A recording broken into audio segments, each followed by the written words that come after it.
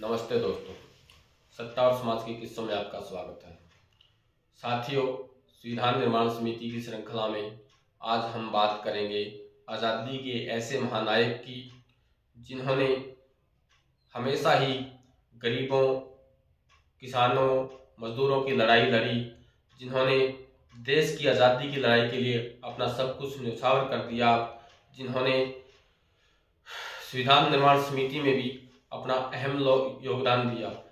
अगर हम संविधान निर्माण समिति में हरियाणा के योगदान की बात करें तो लोगों के जुबान पे उनका नाम सबसे पहले आता है।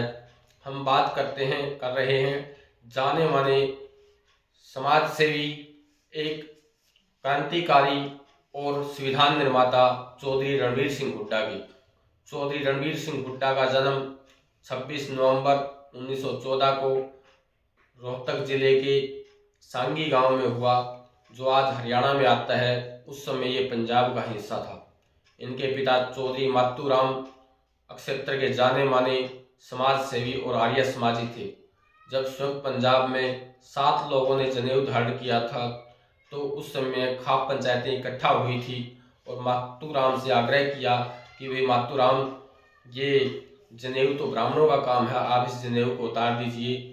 तो चौधरी मातूराम ने इसका जवाब दिया था कि ये जनेऊ किसी किक्कर के डाले के नहीं बंधा, ये चौधरी मातूराम का गला है, मेरा गला उतर सकता है लेकिन ये जनेऊ नहीं उतरेगा।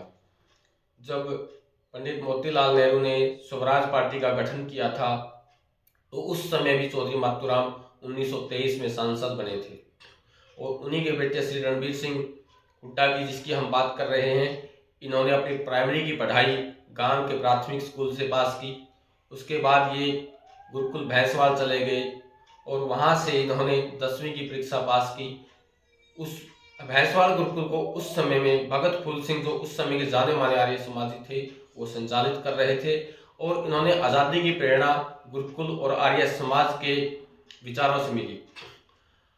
उसके बाद इन्होंने जाट स्कूल रोहतक से FA किया, जिसको हम फैकल्टी ऑफ आर्ट कहते हैं। उस जमाने में फैकल्टी ऑफ आर्ट होती थी। उसके बाद इन्होंने रामजस कॉलेज दिल्ली से ग्रेजुएशन किया। चौधरी रणवीर सिंह ने देश की आज़ादी में भी अपना बहुमूल्य योगदान दिया। 1930 में जब महात्मा गांधी ने सविनय अवज्ञा आंदोलन चलाया तो ये उस आंदोलन में कूद पड़े और जेल में गए। उस समय इनकी उम्र मात्र 16 साल थी, लेकिन जेल की सलाखें इनके इरादों को कमज़ोर नहीं कर सकी। उसके बाद 1940 में इन्होंने सत्याग्रह में भाग लिया और 1942 में भारत छोड़ो आंदोलन में भाग लिया। कुल मिलाकर इन्होंने 3.5 साल देश की आज़ादी के लिए जेल में काटे, लेकिन इनके दिल में जो देश की आज़ादी के लिए ज्वाला धधक रही थी वो कम नहीं हो सकी। इनकी प्रतिभा और संघर्ष को देखते हुए इनको 1946 में संविधान निर्माण समिति का सदस्य बना गया। जितने भी हरियाणा से संविधान निर्माण समिति के सदस्य थे उनमें सबसे युवा चौधरी रणवीर सिंह थे। उसके बाद ये 1951-52 तक संसद की अस्थायी समिति के सदस्य भी रहे और 1952 में ये पहली बार रोहतक से सांसद बने। 1957 में भी ये विधायक चुने गए, पंजाब सरकार में मंत्री रहे। 1962 में इनको पावर और इरिगेशन मिनिस्टर बनाया गया। उस समय इन्होंने भाखड़ा डैम के लिए अपना अहम योगदान दिया और जिससे हर किसान के खेतों में पानी पहुंचा। जहां पे टेल में पानी भी नहीं पहुंचता था वहां भी पानी पहुंचवाने का काम इन्होंने किया।